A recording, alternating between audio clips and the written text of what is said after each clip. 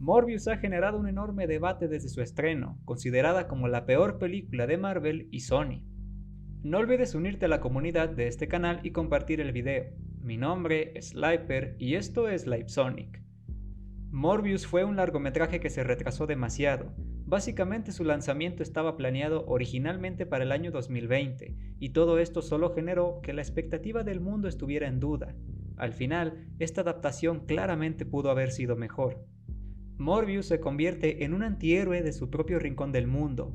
En esta historia nos presentan al Dr. Michael Morbius, interpretado por el ganador del Oscar, Jared Leto, un científico brillante pero con una condición sanguínea degenerativa, lo cual le impide caminar e incluso se mantiene vivo a base de transfusiones de sangre artificial. De esta manera nos presentan a una de las mentes científicas más destacadas del mundo. Sin embargo, y dada su condición de salud, el Dr. Michael Morbius aún no ha encontrado una cura para su enfermedad, lo que en múltiples experimentos desesperados y por la noción de que su amigo de la infancia, al cual él llamó como Milo, el cual sufre la misma enfermedad, se usa a sí mismo para un suero destinado a reescribir su genoma, convirtiéndolo en un híbrido humano y murciélago, considerado como el vampiro de este universo. Morbius es el tipo de película en el que sería útil para los espectadores no preocuparse por los detalles. Cualquiera que se pregunte sobre los detalles de la enfermedad o los superpoderes de Morbius es mejor que no intente analizar las escasas explicaciones de la película. Quizás el mayor problema con Morbius es que se siente intrascendente. Incluso podríamos considerarla como una historia creada básicamente con el propósito de unirla con el universo de Sony, lo cual sin alguna justificación clara, todo podría sentirse de manera poco natural. Sin embargo, y en relación a los primeros actos de la película, se nos presentan varias relaciones y personajes. Es aquí donde el director parece estar interesado en explorar todas las diversas dinámicas posibles, entender el cómo se siente que una persona luche por su vida de manera desesperada, y al mismo tiempo imaginar cómo sería ganar esta batalla, con todo y los costos éticos y psicológicos que esto representa. Al final, toda esta dualidad entre un héroe confundido y un villano repleto de venganza funcionaría como una dualidad adecuada, algo que realmente podría impulsar la película a otro nivel, y lamentablemente pierde todo este enfoque, con direcciones que llevaron a una mala decisión tras otra, y donde los límites en la historia de Morbius simplemente no encontraron un equilibrio adecuado. Por otro lado, el director sabe cómo fusionar diferentes géneros en Morbius, presentando una película de acción basadas en personajes de cómics y con toques de influencias del cine de terror, convirtiendo a Morbius en una película entretenida, pero solo eso. Llevar este enfoque claramente ayuda a que los efectos visuales sean convincentes. Para muchos el CGI o incluso el maquillaje representará un diseño bastante anticuado, y claramente podría serlo. Sin embargo, es complejo, ya que no solo influyen los gustos, también tiene que ver el aspecto fiel al cómic y el cómo representar esto en un live action convincente sin caer en lo ridículo o exagerado es un trabajo difícil cuando hablamos de literalmente un vampiro. El resultado son detalles que probablemente funcionarían más en una película de terror o suspenso y no una de superhéroes, o por lo menos podemos generalizarlo de esa manera, ya que en lo personal la apariencia de Morbius no me incomoda, pero sé que para muchos es algo totalmente irreal. Con esto quiero dejar claro que los efectos visuales de la película son un gran avance entre cómo presentar conflictos con un toque de acción moderado y demasiado suspenso, hasta el punto donde esos efectos al clásico slow motion quedarán bajo tu criterio.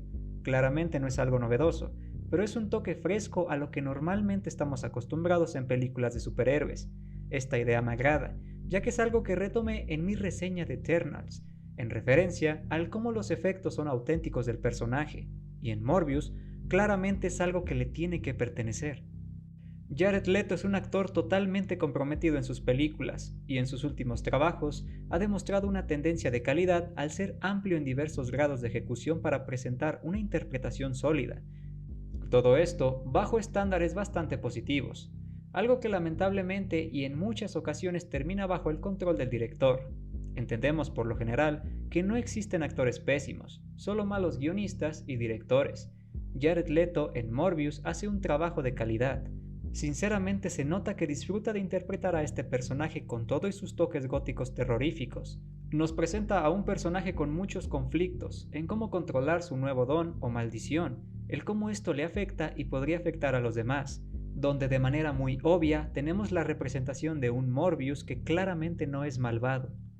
Milo, por otro lado, está en la misma longitud, personajes con una amistad lo suficientemente conmovedora que será destruida cuando ambos obtengan estos poderes y habilidades. La principal diferencia en este aspecto es que Milo es un personaje al cual no se le da un desarrollo lo suficientemente adecuado, y lo sé, claramente está repleto de odio por su situación de salud y todo el rechazo que recibió desde pequeño. Claramente entendemos esa sed de venganza, pero siempre existe esa delgada línea cuando el héroe y el villano en turno hacen evidencia de sus ideales, y lo que esto podría representar para su amistad, algo que nuevamente no se hace enfoque en ningún momento.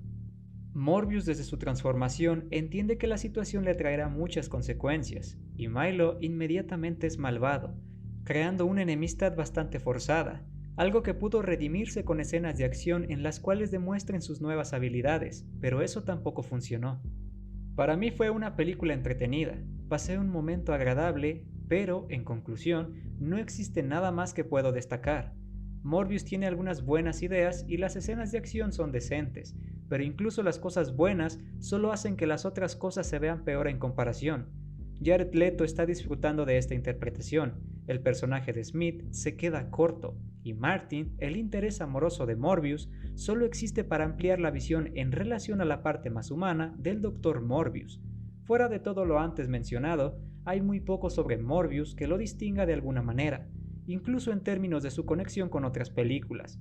No podría argumentar que es la peor película de Marvel y Sony, pero claramente cometieron muchos errores.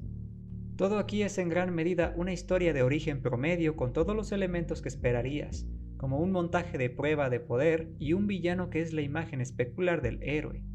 Quizás lo más desafortunado de Morbius es cómo, a pesar de no funcionar en absoluto como una película propia, puedes ver cuántas piezas de su historia podrían presentarse fácilmente a proyectos mucho mejores, y no solo características que involucrarían a Morbius de Jared Leto peleando contra un futuro Spider-Man, lo cual tampoco tendría sentido, ya que en este momento Morbius no tiene conocimiento de Spider-Man y tampoco es un villano en su esencia. Morbius es admirable en algunas secuencias, aspectos que claramente salvan un poco los infinitos agujeros de trama. El director incluso da un poco de tiempo para presentarnos una historia de amor ligeramente convincente entre Michael y Martin, pero regresamos al punto de partida. Es una historia razonable pero predecible. Es como ver una ficción de terror donde claramente el científico, al probar con experimentos y jugar a ser Dios, tarde o temprano le traerán consecuencias que podrían derivarse en convertirlo en un monstruo o redimirlo a facetas más lógicas y humanas para encontrar una salvación. Al final toda esa subjetividad no le dio una oportunidad acertada a la película, y quedará en duda si una secuela podría ser la mejor opción del estudio en un futuro. Claramente tenemos escenas posteriores a los créditos. En la primera secuencia observamos una grieta multiversal que tuvo lugar al final de Spider-Man No Way Home, mostrando múltiples personajes y universos alternativos. Esto hace que el villano conocido como The Vulture de Michael Keaton aparezca en una celda de prisión, todo sin que él sepa cómo llegó a ese lugar.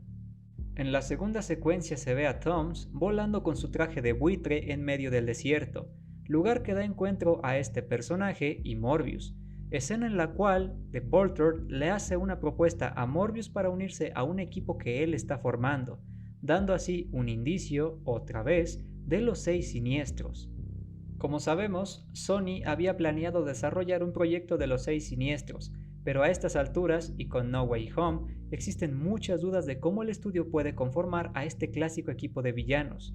Para este punto no tiene sentido, la escena no tiene lógica, y más importante, ¿cómo es que esto se relacionará de alguna manera con Spider-Man?